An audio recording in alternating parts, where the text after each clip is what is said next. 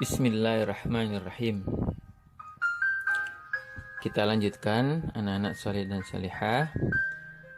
Sebelumnya Ustadz sudah menyampaikan tentang hadis dilarang marah. Ya, sekarang Ustadz akan berbagi tips agar marah tidak lagi singgah di diri kita. Jadi biar nggak mudah marah.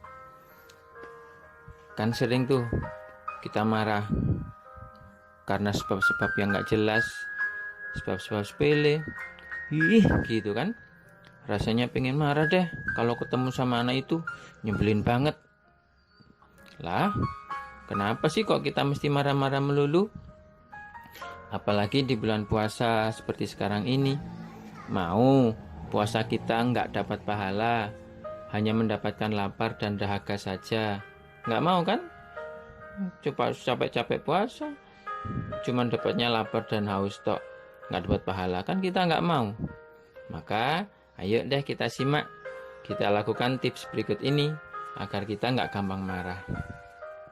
Yang pertama, berlindung kepada Allah ketika marah.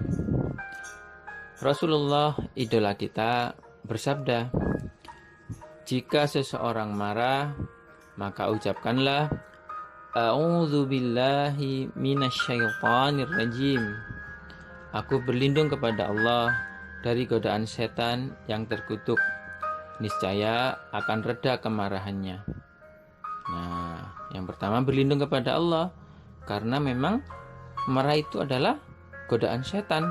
Maka kita berlindung agar terbebas dari godaan setan itu.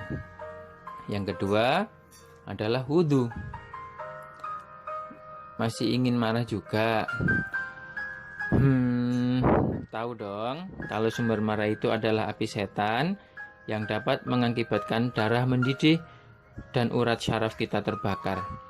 Karena itu berwudulah, insya Allah bisa menghilangkan setan dalam diri kita, bisa mengusir setan yang membuat kita marah. Kalau masih ingin marah juga, mandi aja sekalian. Air dingin siap mengguyur tubuh, memberikan rasa sejuk hingga api kemarahan akan segera hilang dari diri kita. Ya, jadi wudhu atau sekalian mandi. Kemudian yang ketiga, diam. Namanya orang lagi marah, bawaannya ingin nyerocos saja, dan gak jarang hal-hal buruk keluar dari lisan kita, karena kita gak bisa ngontrol. Orang marah itu kadang ngomongnya gak aturan, apapun keluar dari mulutnya. Waduh, serem kan ya? Makanya Rasulullah SAW bersabda, ajarilah, permudahlah, dan jangan menyusahkan. Apabila salah seorang dari kalian marah, hendaklah ia diam. Hadis riwayat Imam Ahmad. Jadi kalau lagi marah segera diam, ya, supaya kita tidak mengatakan hal-hal yang menyakitkan hati orang lain dan malah membesarkan api permusuhan. Dan yang keempat adalah mengubah posisi tubuh ketika marah. Nabi SAW bersabda, jika salah seorang dari kalian marah ketika berdiri, maka hendaklah dia duduk.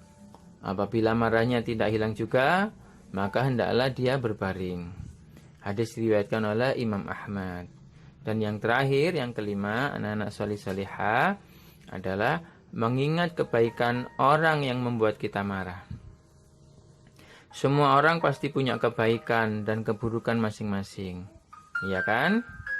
Nah, kalau kamu lagi marah sama seseorang, coba ingat-ingat kebaikan orang itu aja, hingga nanti kita menyesal orang sebaik itu malah kita musuhi, kita marahi.